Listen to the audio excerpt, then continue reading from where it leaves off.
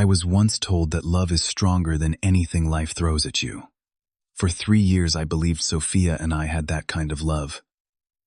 Then came my cancer diagnosis, and I learned the brutal truth about who she really was. As I fought for my life through chemo treatments, she walked away without looking back, straight into the arms of her ex, Ryan. What she never expected was that he would betray her too, in almost the same way she betrayed me. Before I share how my world crumbled beneath me and the unexpected twist that brought my ex crawling back, let me know where you're watching from in the comments. Hit subscribe if you want more stories about finding strength when those closest to you fail you. My story begins 3 years before my diagnosis. I was 32 years old, working as a graphic designer for a prominent marketing agency in downtown Chicago. My career was on an upward trajectory, with clients specifically requesting my work and a recent promotion to senior designer. Life was good, and it was about to get better. I met Sophia at an art gallery opening featuring contemporary urban photography. She was standing in front of a particularly striking black and white cityscape, her expression thoughtful and engaged. Something about her drew me in immediately, a magnetic pull I couldn't ignore. I approached with some comment about the photograph, and our conversation flowed effortlessly from there. By the end of the evening, we had exchanged numbers and planned our first date. Sophia was an ambitious marketing executive with a major retail brand. She was beautiful, charismatic, and seemingly confident in every situation. Looking back, I should have noticed her emotional distance sooner, the way she kept certain parts of herself walled off. But in those early days, the chemistry between us overshadowed everything else. Our relationship progressed quickly. After 8 months of dating, we moved in together, merging our lives into a shared apartment in Lincoln Park. We established routines, hosted dinner parties for our merged friend groups, and spent weekends exploring the city or taking short trips to nearby destinations. We talked about future plans, a bigger place someday, perhaps even marriage, when the time felt right. From the outside, we appeared to be the perfect couple. The first signs of my health issues appeared subtle enough to dismiss. Occasional fatigue, a lingering cough that wouldn't quite go away. Sophia actually encouraged me to get it checked out, but the doctor initially suggested it was probably just a stubborn virus. I continued working long hours, attributing my increasing exhaustion to stress and project deadlines. When I started losing weight without trying, Sophia commented that I looked good leaner. But when night sweats began waking me regularly, something felt seriously wrong. The persistent pain in my abdomen finally convinced me to seek more thorough medical attention. The day everything changed began ordinarily enough. Sophia and I had breakfast together before she left for work. I had taken the day off for what I assumed would be routine tests at Northwestern Memorial Hospital. I still remember her kiss goodbye, her casual text me when you're done, as she grabbed her coffee and headed out the door. Neither of us had any idea that our life together was about to implode. After a series of blood tests, CT scans, and finally a biopsy, I found myself sitting across from Dr. Matthews as he delivered the news that rewrote my future: non-Hodgkin's lymphoma stage 3. The words tumbled around my head, disconnected from reality.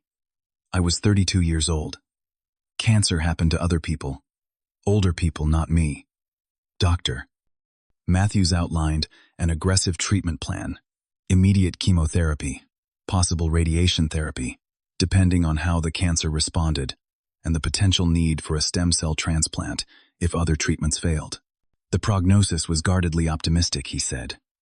With treatment, many patients with my diagnosis achieved remission, but the road would be brutal with no guarantees. I called Sophia from the hospital, my voice shaking, as I asked her to meet me at home as soon as possible. There was something in her response, a hesitation perhaps, that, in retrospect, was the first warning sign. When I told her my diagnosis that evening, her initial reaction seemed appropriate. Shock, tears, questions about treatment options and survival rates. She held me as I processed my own fear. My own mortality suddenly thrust into sharp focus. But looking back, I realize her concerns centered disproportionately on how my illness would affect her, our plans, our lifestyle. In the days that followed, Sophia accompanied me to consultations with oncologists and treatment specialists. I noticed her fidgeting during these appointments, checking her watch, scrolling through her phone when she thought I wasn't looking. When the doctors discussed side effects, she visibly flinched at mentions of hair loss, potential fertility impacts, and the physical toll the treatment would take. My first chemotherapy session was scheduled for the following week. I spent the intervening days in a fog, trying to prepare for the battle ahead, while also putting projects at work in order and arranging for medical leave. Sophia grew increasingly distant, coming home later from work, initiating less physical contact, finding reasons to sleep on the couch, claiming she didn't want to disturb me. When the day of my first treatment arrived, Sophia arrived 30 minutes late to the hospital, citing a work emergency. She sat beside me for less than an hour of the 4-hour infusion, before claiming another meeting required her presence.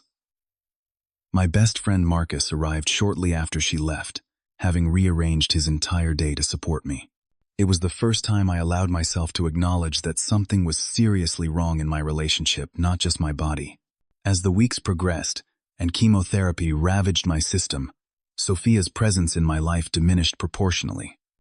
She found endless excuses to avoid hospital visits, caregiving responsibilities, and even simple tasks, like picking up my medications. When she was home, she complained about the disruption to her career trajectory, the social events she was missing, the strain of having a sick boyfriend. Marcus stepped in without being asked, driving me to appointments, stocking our refrigerator with easy-to-digest foods, researching side effect management techniques. He became my rock, while the woman I loved became increasingly like a stranger passing through my life. One evening, feeling slightly better than usual, I attempted to discuss the growing distance between us. Sophia deflected, accused me of being too demanding, reminded me that she had her own life to maintain. The conversation ended with her slamming our bedroom door, while I sat alone on the couch wondering how fighting cancer had somehow made me the villain in our story. The day Sophia left came after my 4th chemotherapy session, one of the worst yet. The nausea had been relentless, the fatigue bone deep. Marcus had driven me home and helped me to the couch before leaving for a work commitment. I had assured him I would be fine until Sophia got home from work. I must have dozed off because I woke to the sound of closet doors opening and drawers sliding. Disoriented, I made my way to our bedroom, expecting perhaps that Sophia was looking for something. Instead, I found her methodically packing a suitcase, her expression cold and determined. "What are you doing?" I asked, my voice weak from treatment and confusion. She barely looked up. "I can't do this anymore, Emmett. This isn't what I signed up for." The words hit harder than any physical pain I'd experienced. "What do you mean I have cancer, Sophia?" "It's not exactly what I signed up for either."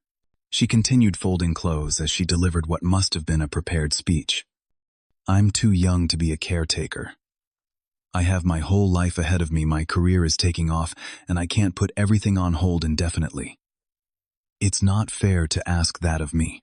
Then came the revelation that destroyed whatever remnants of our relationship remained. I've been talking to Ryan again. Ryan was her ex-boyfriend, the one she had dated for 2 years before we met. She had claimed their relationship ended because of his inability to commit, his emotional immaturity. Talking, I asked already, knowing there was more. "We've been seeing each other," she admitted, finally meeting my eyes. "For a few weeks now. He makes me feel alive again, Emmett. He makes me laugh. When was the last time we laughed together? All this is just so heavy, so depressing." I stood there physically swaying from weakness and emotional devastation. "So while I've been fighting for my life, you've been cheating on me with your ex." Her expression hardened. "Don't make this uglier than it needs to be. We want different things now. I can't waste my youth on someone who might not even." She stopped, but the unfinished sentence hung between us.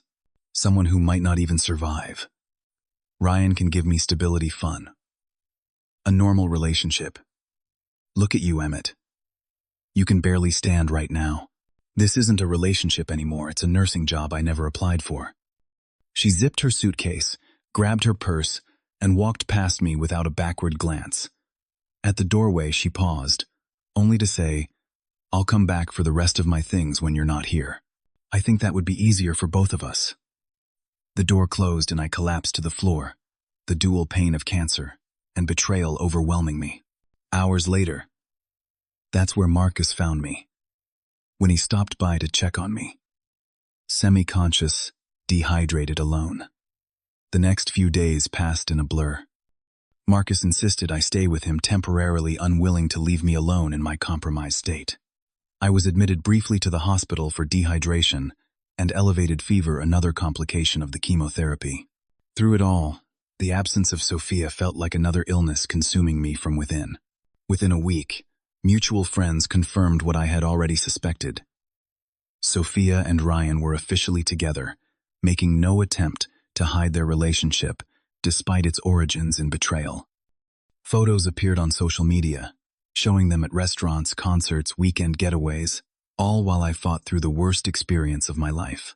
Friends were forced to choose sides, and many chose the path of least resistance. The couple who wasn't sick, who was still fun to be around. I made the decision to block anyone who maintained close ties with Sophia. The energy required to battle cancer left nothing extra for managing complicated social dynamics or processing additional betrayal. My world narrowed to survival, plain and simple. Marcus became family during this time, rearranging his life to accommodate my needs without complaint. New friends emerged from unexpected places, including Laura, a nurse in the oncology department, who went beyond professional care to offer true compassion during my darkest days. Laura noticed when I couldn't stomach the hospital food and brought homemade ginger cookies to help with nausea. She sat with me during infusions, when no one else was there, sharing stories about her rescue dogs to distract me from the chemicals entering my veins. Small kindnesses that illuminated the darkness. Perhaps the most unexpected support came from my father. We had been estranged for years following my parents' bitter divorce during my college years. Somehow, he learned of my condition through extended family and appeared at the hospital one day, uncertain of his welcome, but determined to be there. Our reconciliation began tentatively, but grew to become one of the few positive outcomes of my illness. The treatment protocol was brutal. Chemotherapy left me vomiting for days, unable to eat, my body becoming a shadow of its former self. My hair fell out in clumps, my skin turned gray, and mouth sores made even speaking painful. Through it all, the memory of Sophia's abandonment was a separate kind of pain that no medication could touch. 3 months into treatment, a scan showed significant reduction in my tumor size. It was the first genuinely positive news since diagnosis, a fragile thread of hope to cling to. With this medical encouragement, I made the decision to return to my apartment, reclaiming my space and independence despite ongoing treatment.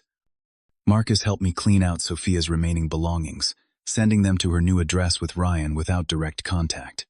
As my physical strength gradually improved, I began taking small freelance design projects that I could manage from my laptop during better days.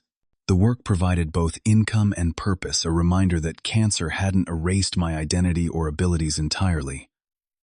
Each completed project felt like a victory against the disease trying to define me. 6 months into treatment, my oncologist delivered cautiously optimistic news. The cancer was responding better than expected to treatment, with multiple tumors significantly reduced or undetectable. While remission wasn't declared yet, we were moving in the right direction.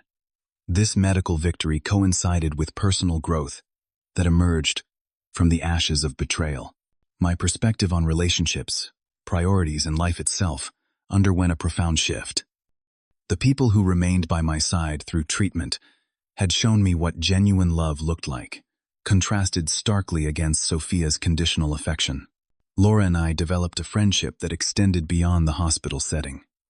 Initially careful about professional boundaries, she waited until I was transferred to a different floor before accepting my invitation for coffee. Our connection grew from shared experiences, her as a caregiver who had watched countless patients fight battles similar to mine, me as someone learning to appreciate authentic human connection more than ever before. My return to part-time work provided a sense of normalcy and accomplishment I desperately needed. My agency created a flexible remote arrangement that allowed me to contribute even on days when I couldn't physically come to the office. This accommodation meant everything to my mental recovery, giving me purpose beyond being a patient.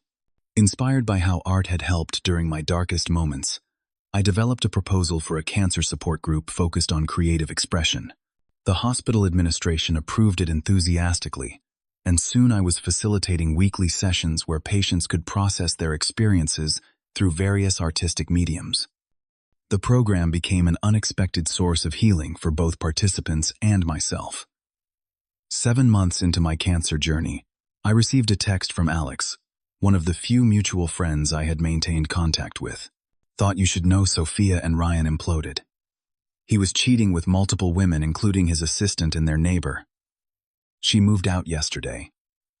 The news landed with surprising emotional neutrality. There was no satisfaction in Sophia's pain, no vindication in the ironic parallel to how our relationship had ended. Instead, I felt a strange sense of closure, as if the universe had simply balanced its books without my intervention. 2 weeks later came my final scheduled chemotherapy session. The oncology staff organized a small celebration, complete with a bell-ringing ceremony to mark the milestone. Laura Marcus, my father, and several other friends gathered around as I completed my last infusion, their presence reminding me of how far I had come and the true support system I now possessed. The follow-up scan confirmed what we had hoped: remission. While ongoing monitoring would be necessary, the immediate battle appeared won. My body had responded to treatment better than many, with similar diagnoses, a fact my doctors attributed partly to my relative youth and overall health before cancer. The celebration dinner that evening was the first time I felt truly alive since diagnosis. Laura sat beside me, her hand occasionally finding mine under the table, our relationship evolving naturally into something neither of us had expected, but both welcomed. My father raised a toast that brought tears to my eyes, speaking of pride and second chances in ways that healed old wounds. I threw myself into rebuilding my life with renewed vigor. My design business expanded to include clients in the healthcare sector inspired by my own experience. I moved from patient to mentor in the hospital support system, offering newly diagnosed individuals the perspective and hope that comes only from walking the path before them. Then came the evening that brought my past and present into direct collision. A knock at my apartment door revealed Sophia standing in the hallway, looking both familiar and somehow foreign to me. 10 months had passed since she walked out. "Emmett," she said, her voice carrying that blend of confidence and vulnerability she had always wielded so effectively. "Can we talk?" Against better judgment, perhaps, I let her in. She took in my appearance with poorly concealed shock. Though my hair had grown back and I had regained some weight, cancer leaves its marks on a person, visible and invisible. She sat perched on the edge of my couch, the same furniture we had chosen together years earlier. "I heard about your remission. That's amazing news, truly." I nodded, waiting for her to reveal the real purpose of her visit. "I made a terrible mistake, Emmett," she finally said, tears gathering in her eyes. "Leaving you during treatment was the worst decision of my life. I was scared and selfish and weak. And now," I asked, my voice steady, "now I understand what matters. Ryan was." She paused, collecting herself. "He betrayed me in the worst way. Multiple affairs, lies, gaslighting me when I questioned him. It was humiliating." I noticed she focused on the humiliation rather than the heartbreak. Typical Sophia, always most concerned with appearances. "I'm sorry that happened to you," I said truthfully. "No one deserves betrayal, even those who have betrayed others." Her expression brightened, mistaking basic compassion for an opening. "I think fate is giving us another chance, Emmett. We were good together before all this. We could be again." She reached toward me, fingers brushing my arm, but froze when her hand encountered one of my treatment scars. The momentary revulsion in her eyes told me everything I needed to know about the authenticity of her return. "What exactly are you proposing, Sophia?" I asked. I thought maybe I could stay here for a while just until I get back on my feet. Ryan kept the apartment since it was in his name. I've been staying with Jenna, but her boyfriend just moved in, and it's crowded. She attempted a smile that once would have melted my resolve. We could see where things go, take it slow. The reality became clear. This wasn't about love rekindled, but pragmatic need disguised as romantic reconciliation. She needed housing stability. The very things she had denied me when I needed them most. "I'm seeing someone," I said simply.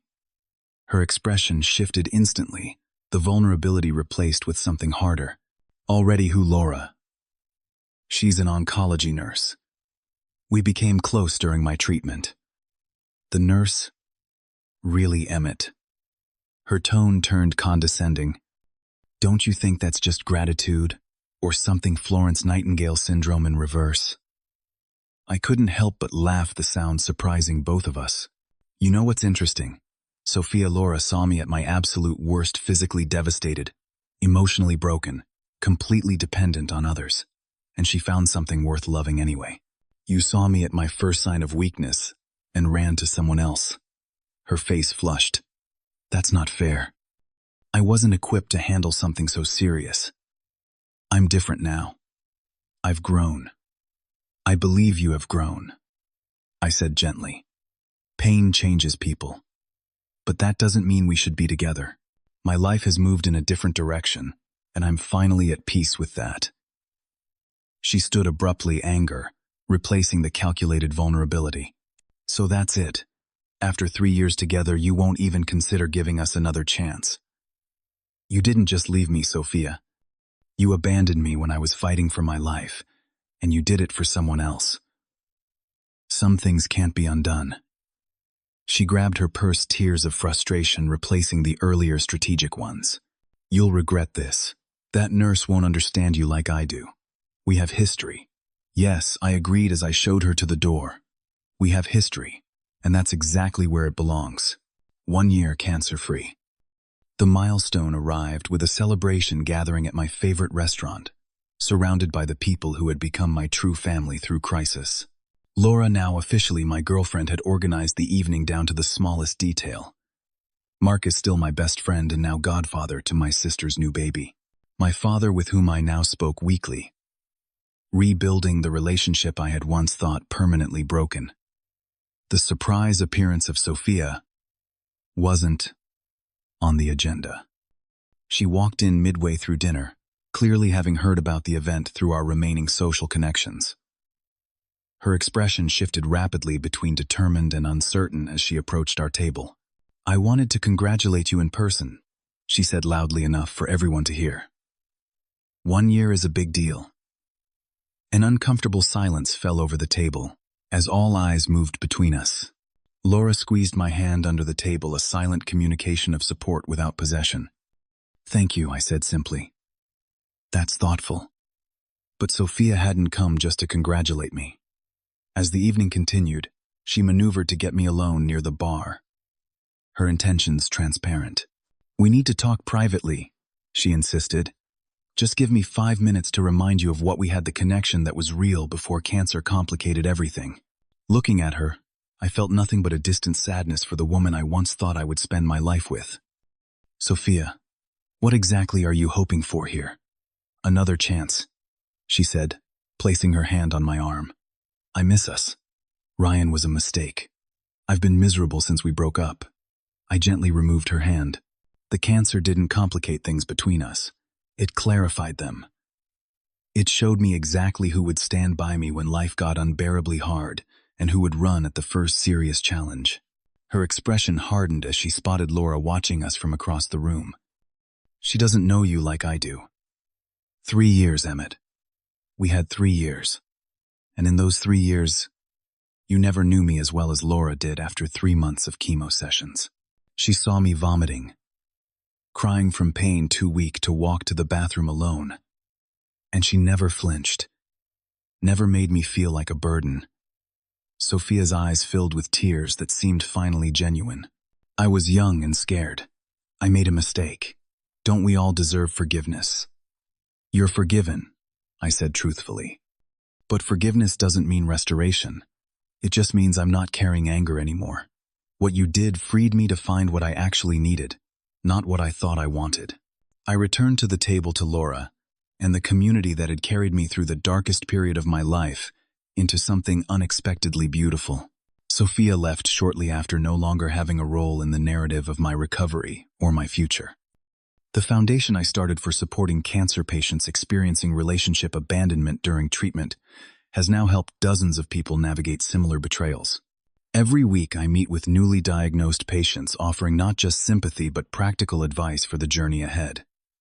My relationship with my father has become one of the most healing aspects of my post-cancer life. Our weekly fishing trips have become sacred time for conversations that heal decades-old wounds. When Laura and I announced our plans to move in together, he was the first person I called. Cancer taught me that crisis reveals the true character of those around us. Some people run from difficulty, some rise to meet it with unexpected strength. The worst betrayal of my life ultimately led me to the best outcome I could never have imagined for myself. So if you're watching this and facing your own battle, whether it's illness, betrayal, or both, know that sometimes losing the wrong person is the first step to finding the right ones. The people who walk away when you need them most are clearing space for those who will show up consistently, loving you at your worst, not just your best. Have you ever discovered who truly matters when facing life's greatest challenges? Share your experiences in the comments below. Don't forget to like and subscribe for more stories about finding unexpected strength in life's darkest moments. Sometimes the people who walk away are making room for those who are meant to stay.